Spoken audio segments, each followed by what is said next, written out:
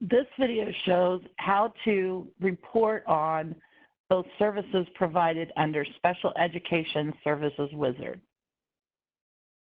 From the green menu bar, select the Reports tab and then Reports. There are a couple of different reports that you can work with. There is a drill down report at the top, which is called Services Documentation Report. Click the link and then enter in the start and end dates. This will only take about a 30-day timeline, so you can't do multiple months at one time. Select Next. And from here, it may look different depending on the type of user type that you have.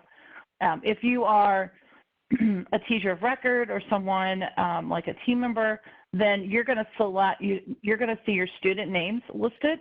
If you are an administrator, then you will first see service types listed. So it'd say Special Education Services. And then once you click on that, then it's going to select, then you're going to select a user, and then it would select the student. So from here, let's look at Johnny Smith. He has 6 services logged. So let's go ahead and click his name. And then from here, we can see those services listed. If we want to view additional detail, the View button provides us with all the fields that were included. There is a Request Deletion button here that you can request a deletion of the service. That's fine to utilize this button. It's also a little bit easier to use that when you're in the wizard. There is a Request Removal button that's just a little bit handier to use. Select Back if you need to go backwards. And that is the drill down service. Another type of report, if you want an Excel version of a service log, is to go under Scheduled Reports under Service Logging.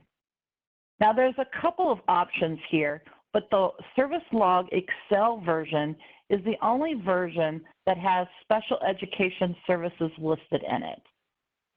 We'll go ahead with that.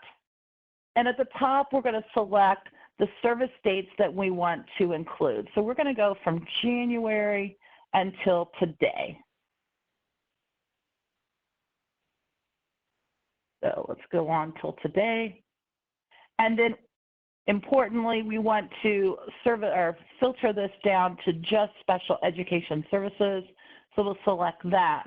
Now we could specify a certain user code or a specific student ID code if we'd like to, if we're researching something. Towards the bottom, it automatically provides you with the first and last name of the student and the type of service. We're going to go ahead and add the date of the service, the student code. We're going to add the start time and the end time, the areas covered, and we're going to add comments. Those are the basic required fields for this type of wizard. We'll go ahead and select all of those and then hit Generate Report. It will tell us up here where we stand as far as reporting. It's in the scheduler for the system. A report is the third one in line. It shouldn't take us too long to receive that. We can go back to the reports and wait for it to appear.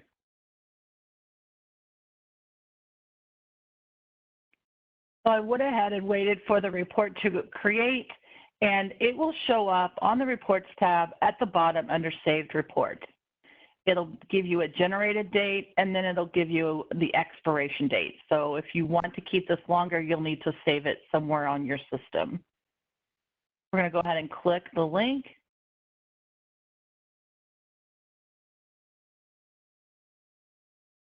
And here we can pull it up.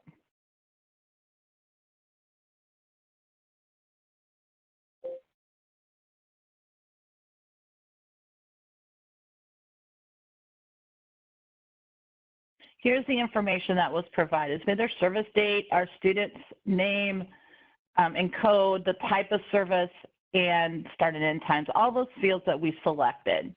And if we go into here and look for our student that we logged for, we can look and see that for Johnny Smith, These are some of those services that we just logged today through the previous video. From here, you can take this information and provide it into a pivot table or filter it any way that you need to.